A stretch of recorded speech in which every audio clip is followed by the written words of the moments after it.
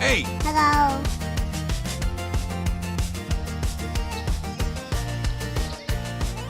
Hi! Have you ever dreamt about having a house where you will live in the future? A perfect place, your beautiful dream house? I do that all the time. Let me show you how to make one out of a cardboard box. I started with this one, a Scandinavian wooden house. Now I've taken the same house and made a new version. A pink dream house where all your dreams can come true. I will show you more play possibilities later, but now here's how to make it. To start off with, take a look at my first video on how to make this house out of this box. When you've done that, you cut and open the house like this. Oh, look at that! Now, let me show you how I did it. The first thing we need to do is to take a ruler and a marker and draw the lines where we want the cut to go. 4.5, a line right across, one down this way, across here, and down along here. Then we turn it over, 7.5 cm down, and then straight down this way. There, and then we are ready to cut. I cut carefully along the line that I just drew. Take it nice and easy.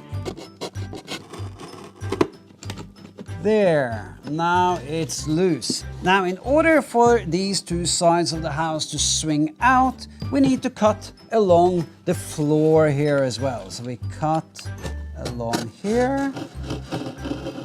Oh, and are you ready for this? Oh, and you can see inside the house it's empty. Now we need to put in floors. One here, glue, and my brush. And before I put it on, let me just bring to your attention this hole for the staircase. I will show you how to make the staircase later, but it's good that you cut this hole before you glue the floors inside, because it's much easier when the floors are outside the house. So we need some glue on this side and on that side. Like this. And I need some bits of tape to make sure that it holds up. And then we need to wait until it dries before we put in the second floor. I put glue on the next floor. Then I will put it in right here where the attic starts, which is right here and up. Some tape. There. Now we need to wait for this to dry, or we can just take it away and use the one that is dry over here. Notice that here I have also cut out a little door. You can see the little door there. Now, before we paint, we need to make a staircase, actually two staircases inside. So, come closer, I'm going to show you how. I take white cardboard. I cut out a little piece, then I cut out some little pieces like this from the same strip of cardboard. You can see they're equally wide. Stick this side in the glue like that, quite a lot of glue, and then I stick it on at an angle so that when the stairs is straight up like this, as they will be in the house, you know, the stairs come straight out, nice to walk on. A little bit of glue, stick it in here. There. Next thing now is to treat the rough edges, and we do that with wood filler. This is the kind of filling mass that you get in hardware stores, and we start filling the edges with this mass. Once you get the hang of it, it's really quite simple. And fun too. Oh, all nice and dry. Now we need a little sandpaper and we can sand it smooth. This process is actually quite fast and easy and not tiring at all. You'll be surprised. And then a little bit on the inside of the windows. So now the edges are nice and smooth and we are ready to paint. And painting is the fun bit, because now we can become designers and start to choose colors and stuff. I have chosen these colors for the house. These colors, 2 pinks and a purple, those are the sort of warm, cozy colors. Here is a bit cool and funky colors over here. Balancing it up with a bit of gray and then add a bit of white to contrast with all of them. Now I'm gonna start with the gray roof. Got the gray paint here. I go with the gray paint out to the edge, but I don't go around the corner. I just sort of let the color go straight out like that. Now that the roof is dry, we add the pink color. Oh, lovely pink. Very beautiful. Go neatly around the window. And careful when you go up where you meet the gray color. Careful along the edge here. Then we paint the chimney. Again, when you meet the gray color, you got to be really careful. Now I've painted it twice and it's dry and we are ready for the next color, which is white, of course. I'm gonna paint white in all the windows. This is the window frame, so I have to be careful. And then I start on the window frames.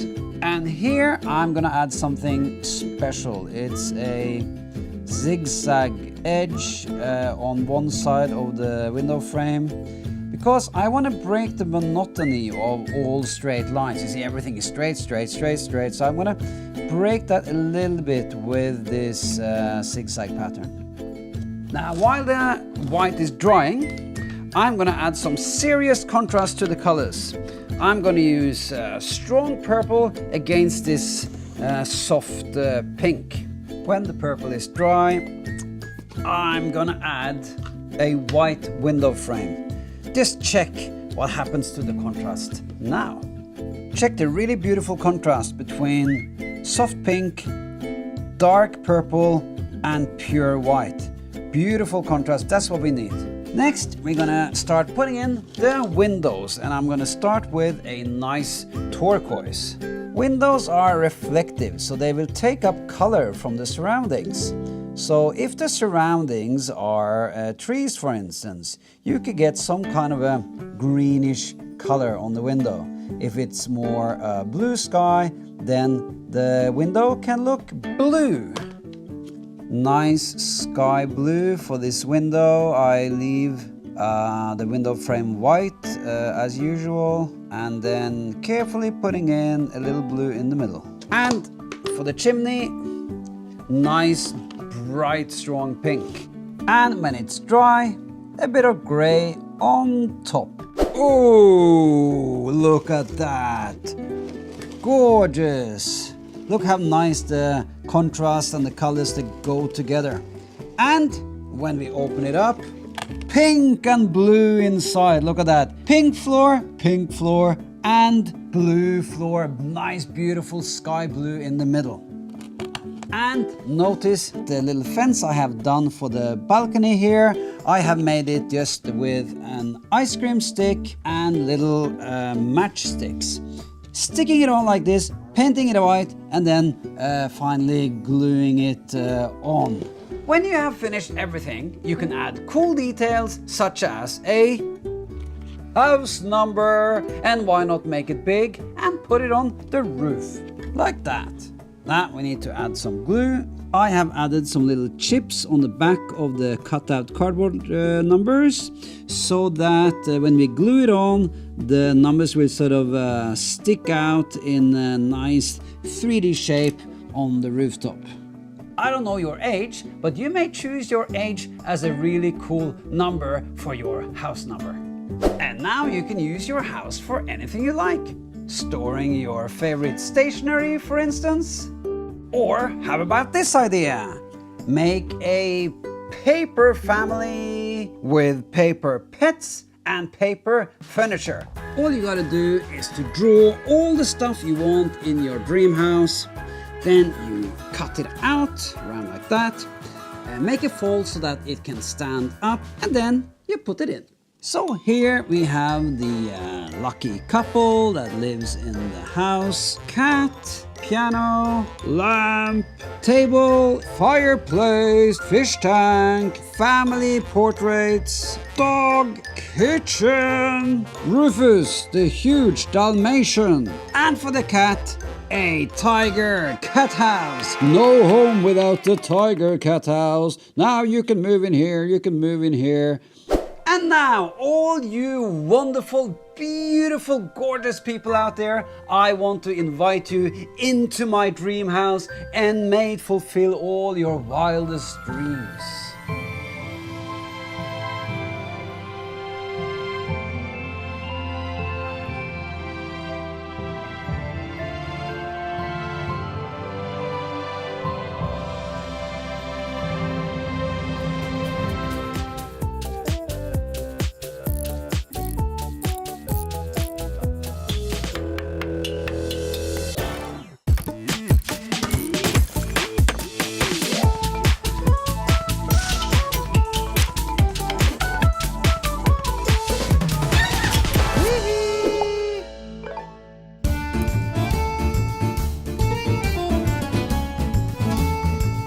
Buongiorno, my friends, and welcome to my show. Today on Box Amore, it's all about the pizza. We'll make the most Prima Grande pizza you ever tasted, with tomato sauce, mozzarella alla vomito, and spicy pepperoni on top.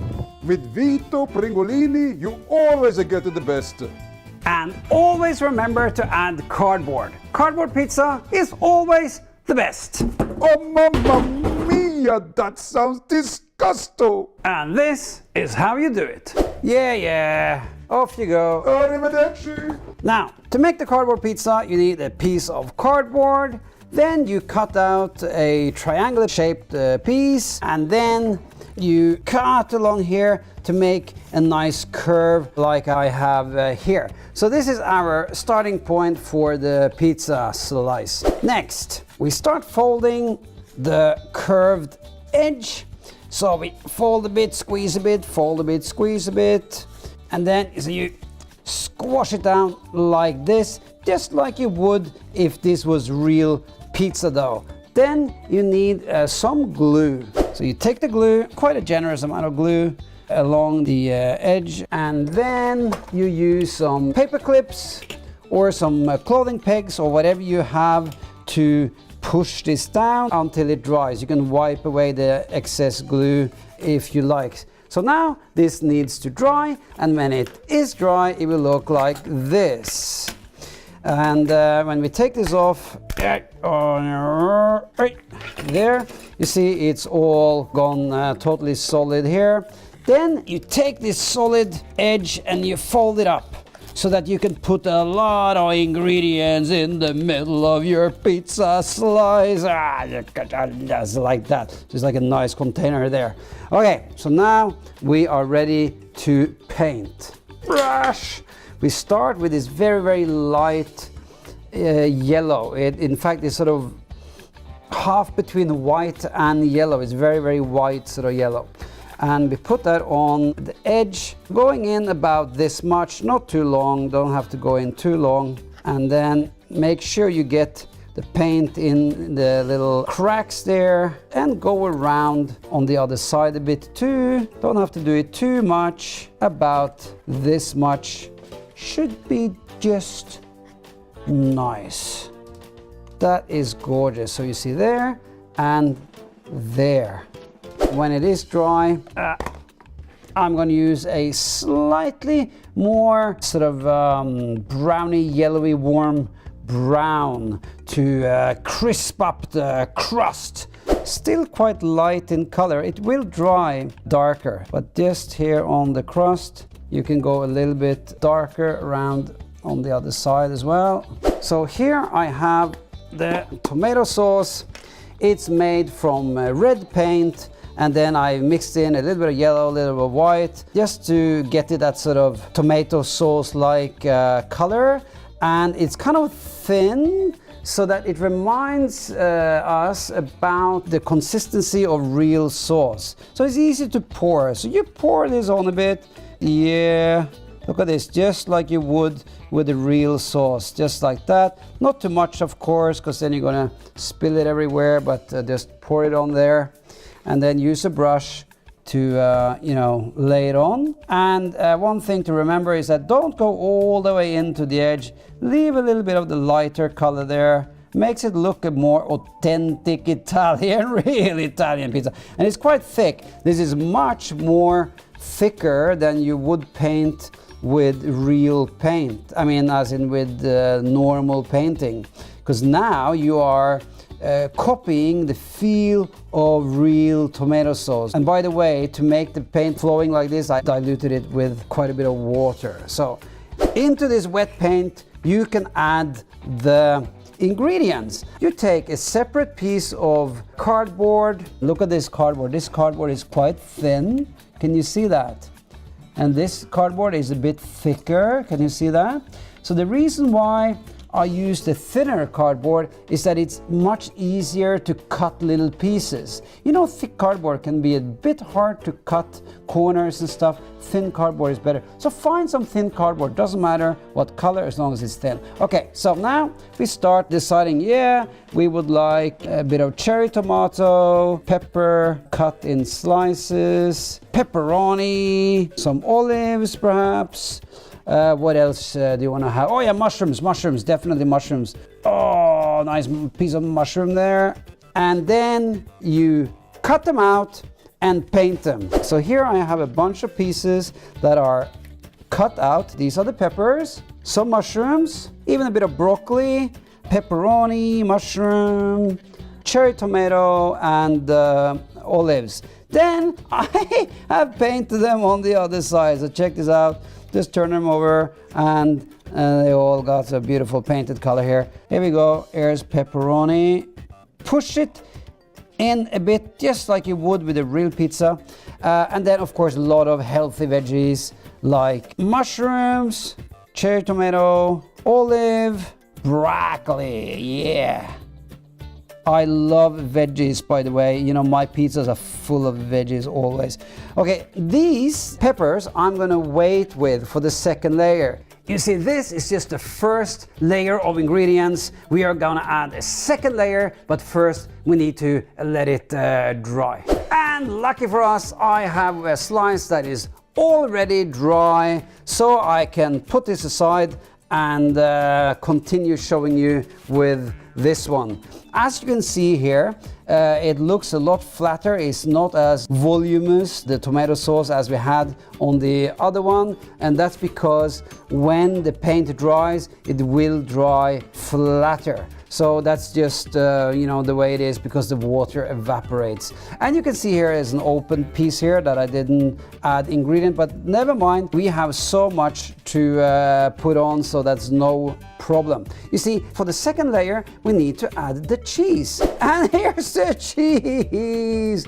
Look at that, this is the cheese. So this is a sort of a same color as I used to paint here, sort of a very white, yellowy white.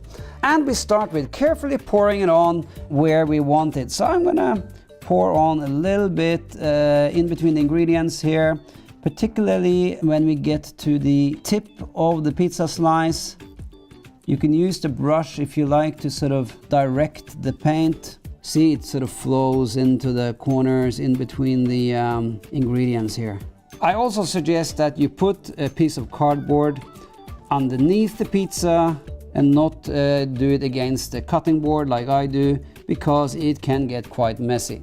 So how much of the red tomato sauce you want to leave untouched, that's entirely up to you. So I'm going to just leave some big patches of red untouched, because that looks really good. You don't want to cover up all that delicious tomato sauce.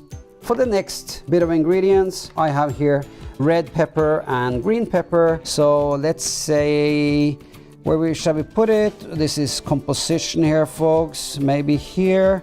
A green one maybe right here. You can cut them, of course. Maybe you just like to have half a sliced pepper like this. Maybe you want to have it here. In that case, you can just take a little bit of the cheese and then use the cheese as some sort of a glue so that you can glue it on. Oh, nice cheese. There. Now it needs to dry. And luckily for me, I have a piece here that is already dry. And as you can see, the cheese doesn't look as much now as it was. That's because it always dries a bit flatter. That's why you can pour on quite a bit actually. And I'm gonna add the last little bit of Feinschmecker touch to this one. I have a brush here and I have diluted this yellowy orange. This is very yellowy orange, diluted with a lot of water and no white paint in there, so it's transparent. Now I'm going to sort of brush on a bit of the warm yellow because you don't want the cheese to be totally flat in one color. You want it to be a bit sort of mixed between that sort of whiter color and a more warm yellow so that it copy the look and feel of real cheese. And real cheese, once it's baked, it can take many different colors. You can also brush this color on here, there and everywhere because it will make the whole thing take on a sort of a warm, nice and cozy glow, giving your pizza restaurant a real nice warm feeling. And if it's cold outside, you go in there and you have a nice hot pizza in a nice warm environment. Okay, so there we go. And now it's ready to eat. This is really delicious. Let's ask our house chef Vito what he thinks of it. Mi grande nonna, it's the best pizza ever!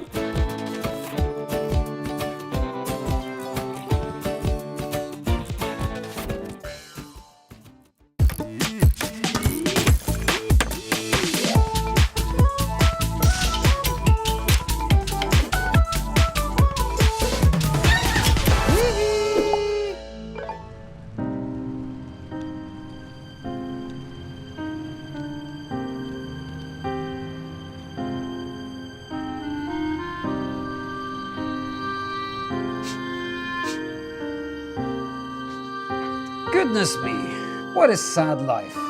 Not good for people, not good for the earth. Let's create a better world. We need a squiggle. Squiggling speeds up my brain and gives me far out ideas. The more energy I use, the better it gets. Oh, this one I like. Let's start with enlarging this squiggle. Down to the print shop! Oh no, where's my art studio? What do you think of this baby? Now I'm gonna design a brand new house from this squiggle. The shapes of the squiggle I need as building blocks for the house. And cutting out the shapes.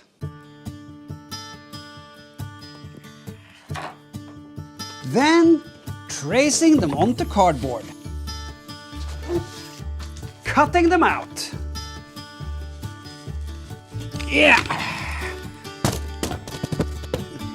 2 copies per piece. Then we cut cardboard shapes in various sizes so that we can make their shapes 3D. But before we glue them on, we need to soften them up. When they are soft, it's easier to glue them around the shapes. Oh, nice! A bit of glue and we can stick them on. And we get complete 3D shapes from all the shapes in the squiggle. La la la la la la la la. Then we need to build a base for our new house. We'll need a large cardboard sheet, glue on some walls, then you get a box like this. And in the middle here, we'll add some supporting walls. Then we take a sheet on top And we got the base. But before we assemble everything together, we'll do some painting and cutting.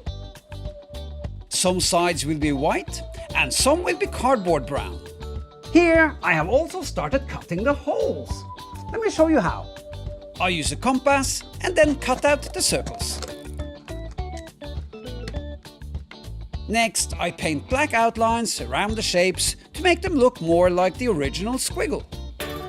Okay, let's build.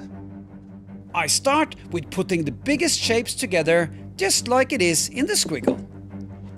Then some glue in between. Then one by one we build the house. Next we add a floor with a hole for the plant. The bottom of a milk carton is good as a plant pot. We put it in through the biggest window. Then more holes for the plants. First in the garden, then on the rooftop. Next, we nicen up the windows and the edges. For some, I add a layer of thin cardboard around the circle. Others, I cut cardboard rings, paint them and glue them on. Or even double rings. Rings make things look good. So what else do we need? A bicycle path, pebbles, a bowl for a pond, stones, and solar panels. Easy to make, easy to install. Now let's green it up. Plants! Green potted plants all over the house and the garden. Some water in the pond and some flat rocks on the path. But we are not done yet. We also need to recreate this sad old house as well. We'll turn it over and give it a new chance for the future. Fresh new pink color. Cozy windows. Moongate. If you don't know what it is, Google it. Just a small cut and the two buildings merge into one.